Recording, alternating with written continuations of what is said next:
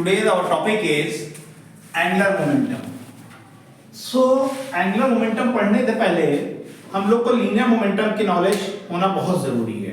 What is the meaning of the linear momentum and what is the meaning of the line of action of the linear momentum? The most important point is that line of action of linear momentum. Again I am repeating, line of action of linear momentum.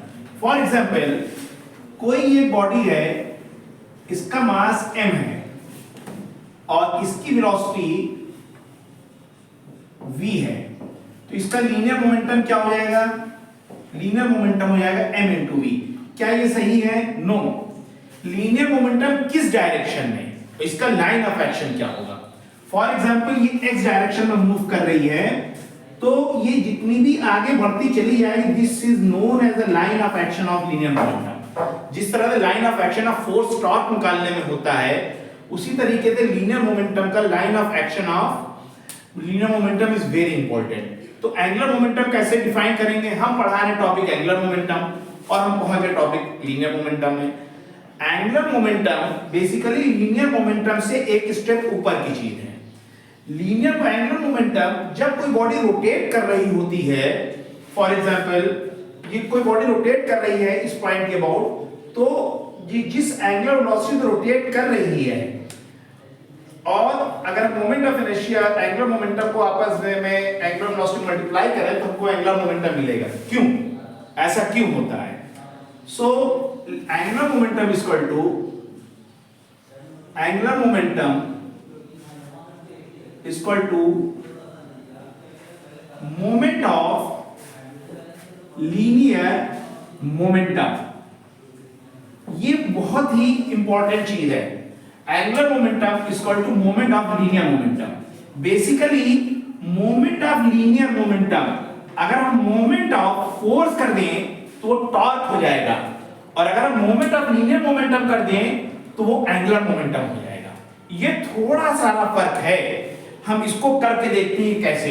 Late us see and we will solve the question of the JEE में, और बहुत ही famous question हम लोग solve करेंगे, बहुत important.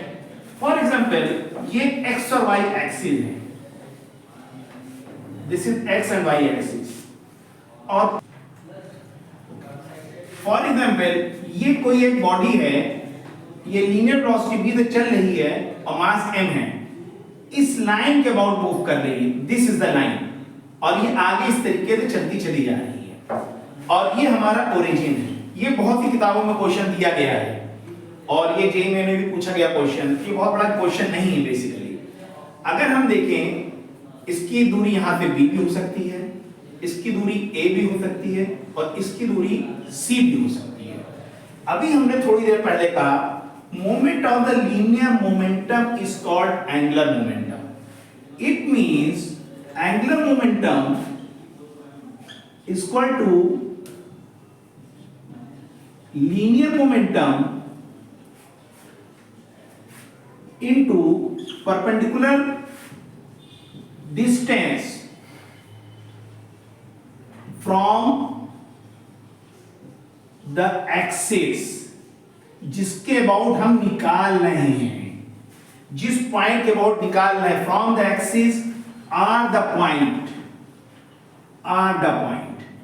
हम origin के about निकाल रहे हैं, हम इस ओरिजिन के अबाउट निकाल रहे हैं. तो यहां से अगर हम पार्टिकल को यहां पे लें, mv यहां पे लें, तो इसकी परपेंडिकुलर दूरी a ही होगी, ना कि b होगी, ना कि c होगी. तो इसका जो एंगुलर मोमेंटम हो जाएगा about origin, this is mv into a. b भी नहीं होगा क्योंकि परपेंडिकुलर दूरी ये नहीं होगी, परपेंडिकुलर दूरी ये नहीं होगी. हम क्या करेंगे, जिस पॉइंट के अबाउट निकालना है उससे उस लाइन ऑफ एक्शन पे परपेंडिकुलर दूरी लिख देंगे, तो हमको एंगुलर मोमेंटम पता चल गया, that is mv into a. This is very simple. अगर इसी क्वेश्चन को हम ट्विस्ट कह दें, अगर कोई बॉडी किसी लाइन के अबाउट चल रही है, उसका angular momentum about the point is constant और नॉट.